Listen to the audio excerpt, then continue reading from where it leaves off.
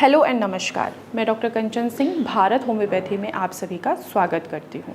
और आज के इस वीडियो में मैं आप सभी से बात करने वाली हूं कि एक किडनी फेलियर का पेशेंट गर्मियों के मौसम में अपना ख्याल कैसे रखें। मौसम बदलता है, बॉडी बदलती है और बॉडी की रिक्वायरमेंट भी बदलती है। साथ ही साथ गर्मियों के मौसम में हमारा खान पान भी बदल जाता है।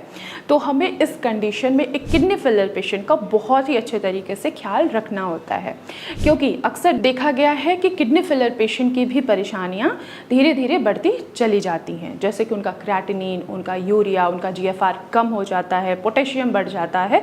तो बहुत सारे ऐसे रीजंस हैं जिनके वजह से एक किडनी फेलियर पेशेंट के लेवल्स भी गर्मियों के मौसम में भी बढ़े हुए मिलते हैं। तो चलिए इन पॉइंट्स पे फोकस करते हैं। गर्मियों के मौसम में एक किडनी फेलियर पेशेंट को खासकर अपने पानी की रिक्वायरमेंट को बैलेंस करके रखनी चाहिए। अक्सर एक किडनी फेलियर पेशेंट को सर्दियों के मौसम में बोला जाता है कि आप करीब 1.5 लीटर के करीब ही पानी पीजिए, लेकिन गर्मियों के मौसम में अगर आप केवल 1 या 1.5 लीटर ही पानी पी रहे हैं, देखा जाता है कि गर्मियों के मौसम में आधा पानी तो पसीने के जरिए ही निकल गया और किडनी का काम है हमारे ब्लड को फिल्टर करना और यूरिन के जरिए उन गंदगी को बाहर निकालना। जब आपके शरीर में पानी की कमी होगी तो किडनी यूरिन को भी नहीं बना पाएगी, तो उस कंडीशन में आपके लेवल्स बढ़ते चले जाते हैं। पेशेंट के मन में ये भी एक सवाल आता है, जैसे आपने बोला कि आप सिर्फ 1 से 1.5 लीटर ही पानी ले सकते हैं, तो हम कैसे पता करें कि हमें 1.5 लीटर ही पानी पीना है या इससे ज़्यादा हम पिएंगे तो ये हमें हार्मफुल होगा। देखिए, पर्सन टू पर्सन वेरी करता है, जैसे कि बॉडी टू बॉडी वेरिएशंस होती हैं। आपकी बॉडी कुछ और है, दूसरे की बॉडी कुछ और है, दूसरे की रिक्वायरमेंट कुछ है तो आपकी रिक्वायरमेंट कुछ और है। तो गर्मियों के मौसम में आप एटलीस्ट जितनी आपकी बॉडी रिक्वायरमेंट मांग रही है उतना दीजिए, लेकिन एक्सेस में भी आपको वाटर नहीं देना है। आप गर्मियों के मौसम में भी आप 1.5 से 2 लीटर के करीब पानी आसानी से पी सकते हैं, लेकिन एक बात का आपको ध्यान रखना है कि पानी आपको इकट्ठे नहीं लेना है, यानी कि आप एक ही बार में 1 लीटर पानी ले रहे हैं, ऐसा आपको बिल्कुल भी नहीं करना है। आप सिप सिप करके पानी लीजिए। आप पहले 400 ml पानी लीजिए, अगर आपको फिर प्यास लग रही है फिर थोड़ी देर बाद आप दोबारा से पानी पी सकते हैं। इससे क्या होगा कि अगर आप थोड़ा थोड़ा करके पानी पीते हैं तो किडनी के ऊपर ज़्यादा दबाव नहीं पड़ेगा और किडनी अपनी फंक्शनिंग भी करेगी और आपके बढ़ते हुए क्रेटिनिन को और बढ़ते हुए यूरिया को यूरिन के जरिए वो बाहर भी निकाल सकती है। लेकिन वहीं पे अगर आप पानी की कमी रखते हैं तो क्या होगा कि आपका जो क्रेटिनिन है वो धीरे धीरे बढ़ता चला जाए। दूसरा पॉइंट आपको याद रखना है यूरिन के कलर से, कि आखिर आपके यूरिन का कलर क्या आ रहा है। अगर पानी की कमी होगी तो यूरिन क्या होगा कि येलो होगा और यूरिन में आपको जलन भी होगी। जो दिन का जो पहला यूरिन होता है वो येलो ही होता है एक किडनी फेलियर पेशेंट के लिए, लेकिन दिन के बाद का अगर आप 2 घंटे बाद जा रहे हैं या 3 घंटे बाद जा रहे हैं, अगर उसमें भी आपको येलो यूरिन आ रहा है और यूरिन करने के बाद आपको जलन महसूस हो रही है या करने के समय में भी जलन महसूस हो रही है, तो उसका ये मतलब है कि बॉडी को पानी की रिक्वायरमेंट है, क्योंकि यूरिन का कलर ही बता देता है कि आपकी बॉडी में पानी की रिक्वायरमेंट है या नहीं है। तीसरी बात आपको ध्यान रखना है फ्रूट्स।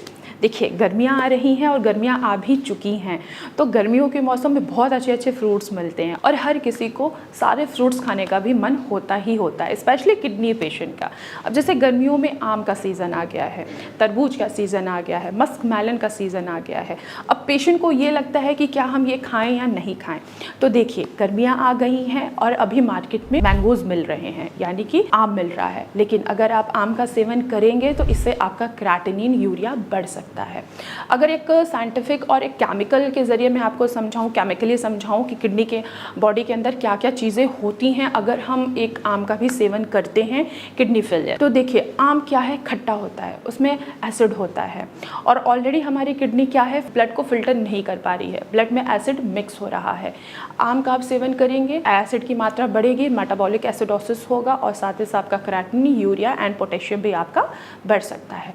तो इसीलिए कहा जाता है एक किडनी फेलियर पेशेंट को कि गर्मियों के मौसम में आप आम का सेवन ना करें।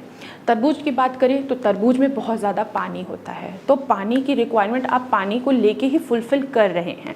तो तरबूज के बजाय अगर आप खरबूज का सेवन कर रहे हैं तो वो आपके लिए ठीक होगा। इसके अलावा आप अगर सेब खा रहे हैं, पपाया खा रहे हैं गर्मियों के मौसम में, तो इससे भी आपका क्रेटिनिन और यूरिया एंड साथ ही साथ आपका पोटेशियम कभी भी फ्लक्चुएट नहीं होगा।